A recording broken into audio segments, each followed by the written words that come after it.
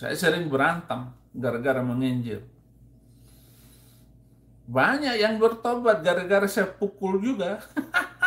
Hehehe, pukul.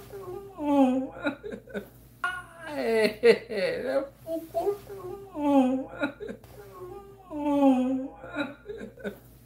Assalamualaikum warahmatullahi wabarakatuh. Jumpa lagi dengan saya, Dr. Akal, di channel Debat Panas, channel yang menyajikan informasi seputar dunia debat yang panas dan cadas ya. Dan kali ini kita akan kembali membahas Babang Udin yang luar biasa sekali ternyata keceplosan. Ya, Babang Udin keceplosan tentang siapa yang mentasbihkan dirinya menjadi pendeta. Siapa yang mengangkat dirinya menjadi pendeta?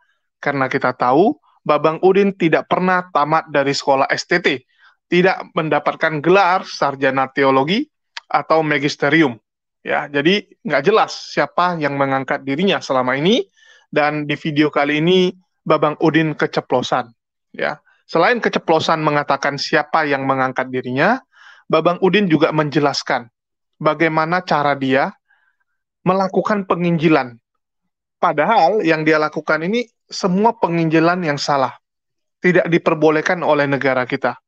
Saya nggak tahu apakah ini bisa menjadi delik aduan yang baru, bisa menjadi kasus yang baru untuk Babang Udin, karena cara-cara yang dia lakukan melanggar. Belum lagi orang yang dipukuli dia. Ya, terceplos dari dia kalau cara penginjilannya adalah dengan pemaksaan. Yang nggak mau terima, pukulin. Ya, dipukulin sama dia. Jadi ini kalau orang-orang yang korban pernah dipukulin sama dia, boleh melapor nih. Kalau dulu mungkin habis dipukulin, dia lari ya. Gak ada yang kenal. Wah, siapa yang pukulin saya tadi gitu kan. Misalnya kita ketemu orang di jalan, terus kita digebukin nih. Kita mau lapor polisi, kita bingung. Tersangkanya siapa itu? Nah, tapi ini sekarang kan Saipudin udah terkenal.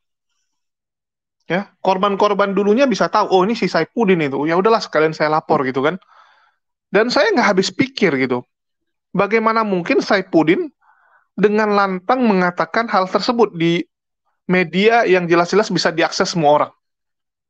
Ya, dan mungkin ya karena bibirnya ini gitu agak beda ya. Dia sendiri yang mengatakan bibirnya ini memang agak beda dari kebanyakan orang, agak besar gitu kan.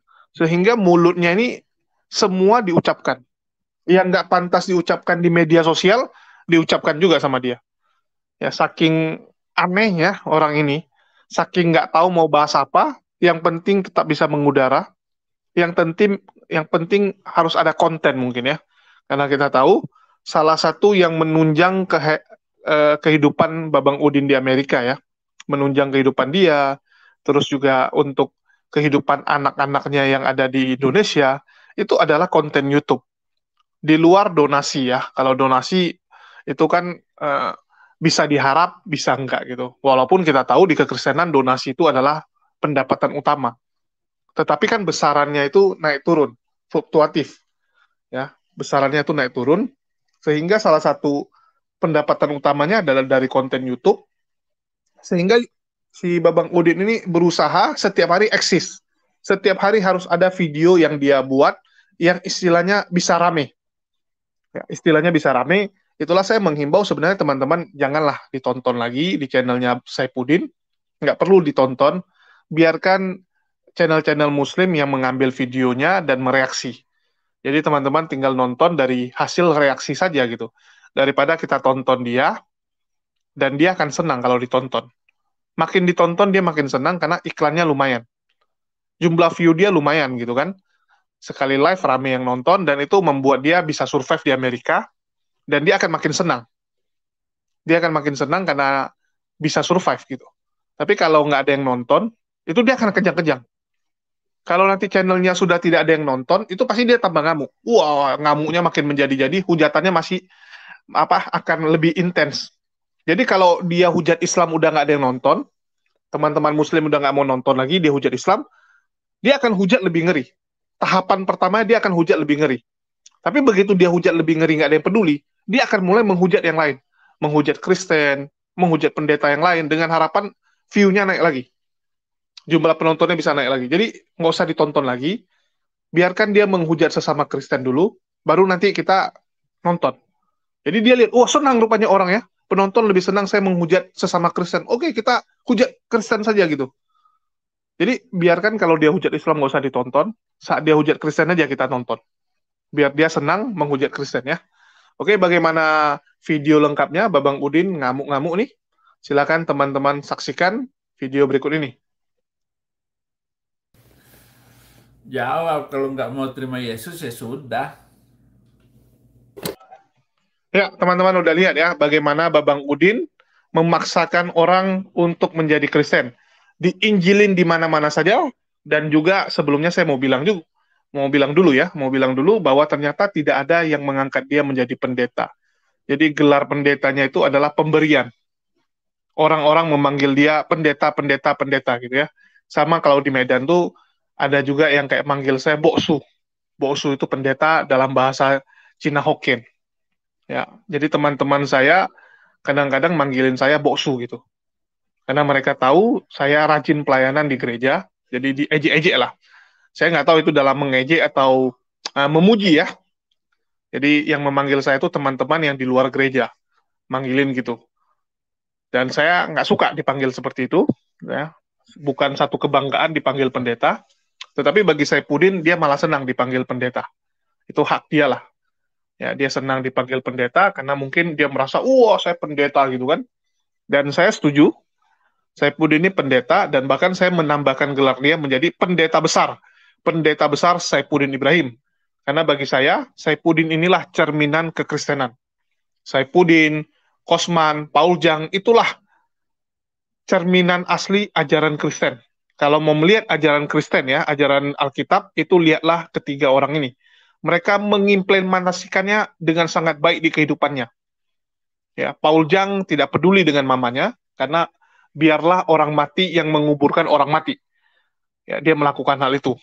Kosman melakukan dusta saat penginjilan, menipu sana kemari.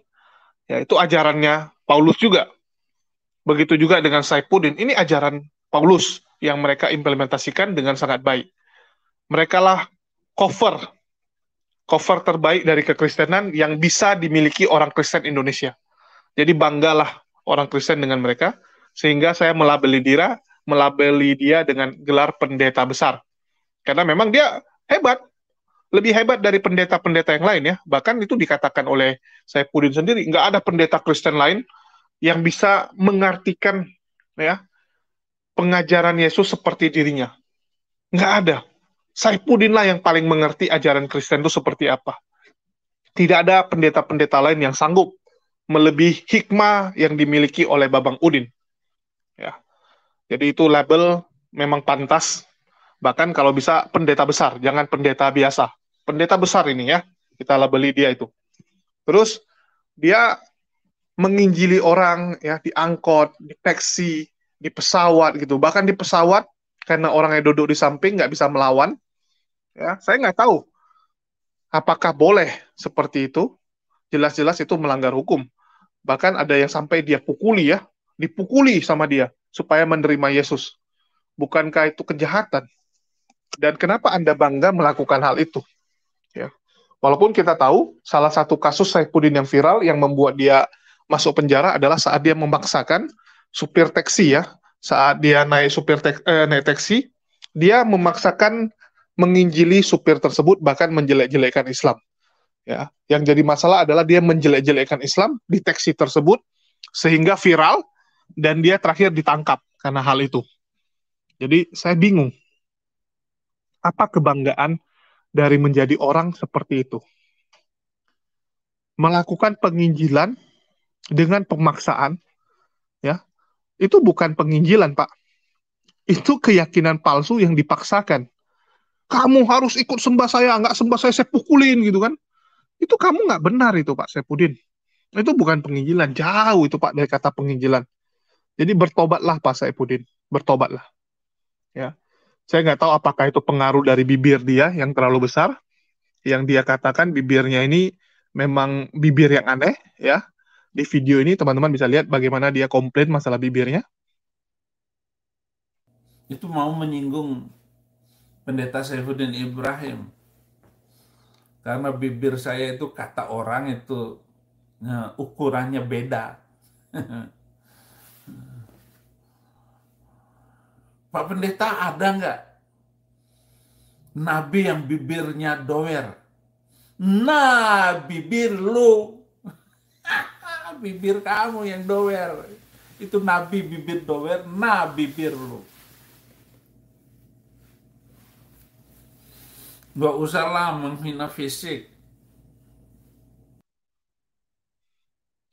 Ya, jadi memang bibirnya ini agak beda ya. Dia sendiri pun mengakui bahwa bibirnya ini aneh.